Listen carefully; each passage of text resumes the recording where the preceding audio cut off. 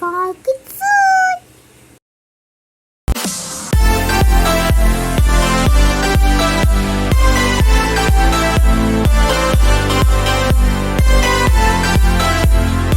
ஒரு நாள் ஒரு ஆமை காட்டுப்பகுதியை விட்டு நகரத்துக்கு வந்தது.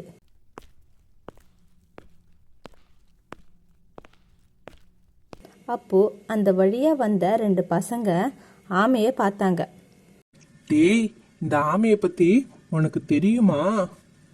ஆமை 80லேருந்து 150 வருஷம் வரைக்கும் வாழுமாண்டா. ஏன் ஆமாப்பா, நான் கூட படிச்சிருக்கேன். பெண் ஆமைகள் குட்டி போடுறதா இருந்தா பள்ளம் தோண்டி முட்டையை வைக்குமா, அப்புறம் குட்டியே தானா பொறிஞ்சு வந்துருமா. ஆமையோட ஓடு கூட ரொம்ப ஸ்ட்ராங்கா இருக்கும். அதுக்கு ஏதாவது ஆபத்து வந்ததுன்னா ஓட்டுக்குள்ளதான் ஒளிஞ்சுக்குமா. ஆமை எப்பொழுதும் தனிமையில் தான் வாழுமா. பாத்தியா, இப்ப கூட தனியா தான் இருக்கு என்று சொல்லி இருவரும் அங்கிருந்து புறப்பட்டனர்.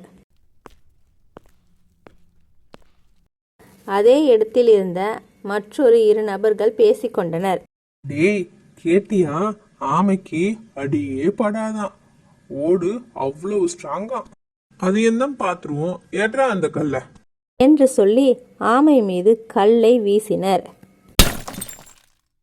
ஆமையின் கழுத்தில் கல் பட்டு ரத்தம் வர ஆரம்பித்தது. சின்ன கல்லுக்கே தாங்கல, இதோட ஓடெல்லாம் ஸ்ட்ராங்காமா. வாடா போலாம். ஆமை காயம்பட்டு வருத்தத்துடன் சோகமாக இருந்தது. அங்கு ஒரு கிளி தன் குட்டியுடன் பறந்து வந்தது.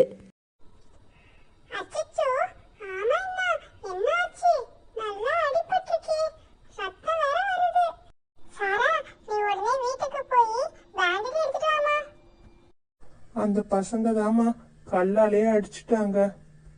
என் ஓடு எவ்வளவு ஸ்ட்ராங்கா இருக்குன்னு செக் பண்றேன்னு கல்லாலே அடிச்சுட்டாங்கம்மா.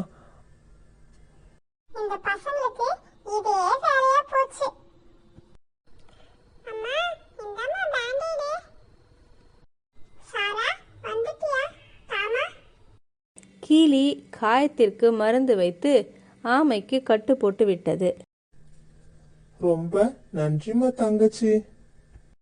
இனிமேவாவது பார்த்து பத்திரமா இருங்கண்ணா. சாரா, எந்த ஒரு உயிரையும் காயப்படுத்த கூடாது.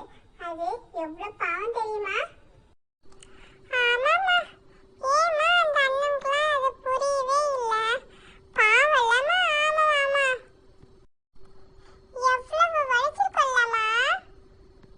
மனுஷங்க எல்லாருமே இப்படிதான் நடந்துக்குவாங்களாம்மா?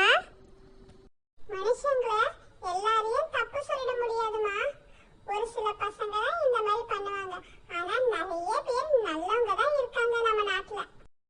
நம்ம ஸ்டோரிய பார்க்கற இவங்கலாம் எப்படிமா? ஹாய் குட்டீஸ், நீங்க எப்படி? கெட்ட பசங்களா இல்ல நல்ல பசங்களா? கீழே கமெண்ட் பண்ணுங்க. Thanks for watching. Like, subscribe and comment.